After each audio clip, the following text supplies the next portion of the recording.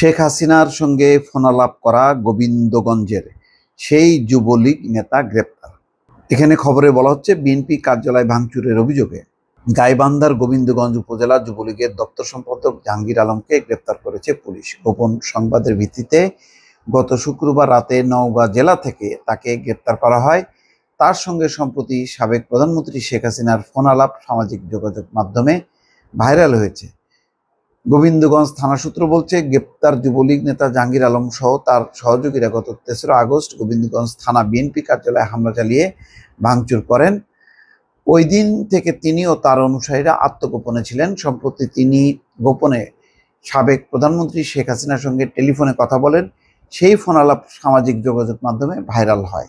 বিষয়টি নজরে এলে পুলিশ তাকে গ্রেপ্তারে তৎপরতা চালাতে থাকে। গত শুক্রবার রাতে গোবিন্দগঞ্জ থানা পুলিশ নওগাঁ জেলার মান্দায় তার বোনের বাসা থেকে গ্রেপ্তার করে। শনিবার বিকেলে আদালতের মাধ্যমে তাকে জেলা কারাগারে পাঠানো হয়। গোবিন্দগঞ্জ থানার ভারপ্রাপ্ত কর্মকর্তা বুলবুল ইসলাম বলছেন, জাহাঙ্গীর আলমের বিরুদ্ধে নিয়মিত মামলা রয়েছে। তাকে জিজ্ঞাসাবাদের জন্য আজ রোববার গোবিন্দগঞ্জ চৌকি আদালতে 7 দিনের রিমান্ডের আবেদন করা হয়েছে। রিমান্ড মঞ্জুর হলে সাবেক প্রধানমন্ত্রীর সঙ্গে গোপন যোগাযোগ রক্ষা করা সহ ফোনালাপের ব্যাপারে জিজ্ঞাসাবাদ করা হবে। রোববার সন্ধ্যা 6টা পর্যন্ত রিমান্ডের আবেদনের উপর শুনানি হয়নি। এখন বিষয়টি হচ্ছে, এই যে গত 10ই নভেম্বর যে ঘটনাটি ঘটল, তাতে কি হলো যে 3টায় নূর হোসেন চত্বরে শহীদ নূর হোসেন দিবস উপলক্ষে আওয়ামী লীগের সমাবেশ এবং বিক্ষোভের ডাক দেওয়া হয়েছে। এইটি ব্যাপারে শেখ হাসিনার একটি নির্দেশনা সামাজিক যোগাযোগ মাধ্যমে ভাইরাল হয়। সেই ভাইরাল বক্তব্যে বলা হচ্ছে যে ট্রাম্পের ছবি নিয়ে যাতে সবাই জড়ো হয়, বিক্ষোভ করে এবং সবার হাতে যাতে মোবাইল ক্যামেরা থাকে এবং যদি পুলিশ বা অন্য কেউ বাধা দেয় সেটা যাতে ধারণ করা হয় এবং আন্তর্জাতিক বিশ্বে এটা ছড়ানো হবে। ট্রাম্পের ছবি নিয়ে আওয়ামী লীগের নেতাকর্মীরা নামবে শহীদ নূর হোসেন দিবস উপলক্ষে বিক্ষোভ করতে।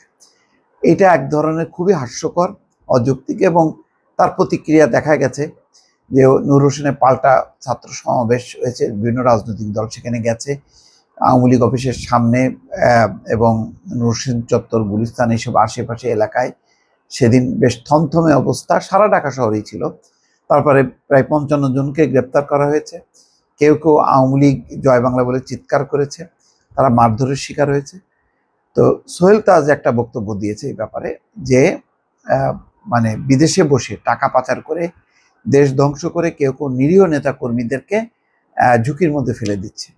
এই যে ফোনালাপের যে বক্তব্যগুলো, এগুলির মধ্যে যথেষ্ট পরিমাণ উস্কানিমূলক আছে। যেমন প্রথমে একটি আসছিল যে চট করে দেশের কাছাকাছি আছে, চট করে দেশে ঢুকে পড়বে।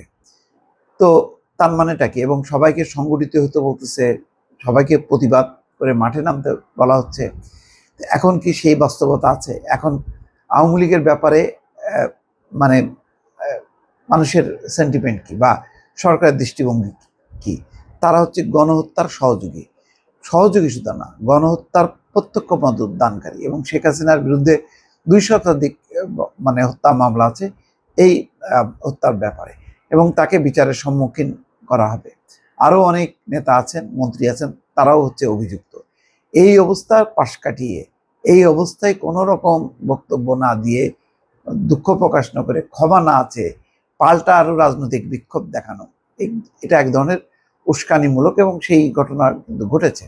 কিছু নিরীহ নেতা কর্মী মারধরের শিকার হচ্ছে, মানুষের ক্ষোভ এখনো আছে, তার প্রতিক্রিয়া দেখা যাচ্ছে।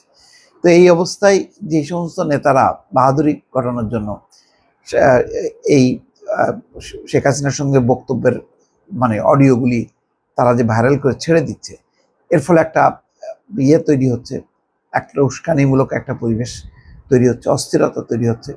ফলে আইন শৃঙ্খলা কর্তৃপক্ষ তাদের বিরুদ্ধে অ্যাকশন চালাবে, এটা তো স্বাভাবিক ঘটনা। এখন রাজনৈতিক নেতৃবৃন্দ কিভাবে তার দলকে পরিচালনা করবেন, কিভাবে তাদেরকে রক্ষা করবেন, সেটি চিন্তা করা উচিত। দর্শক ভালো থাকবেন, আল্লাহ হাফিজ।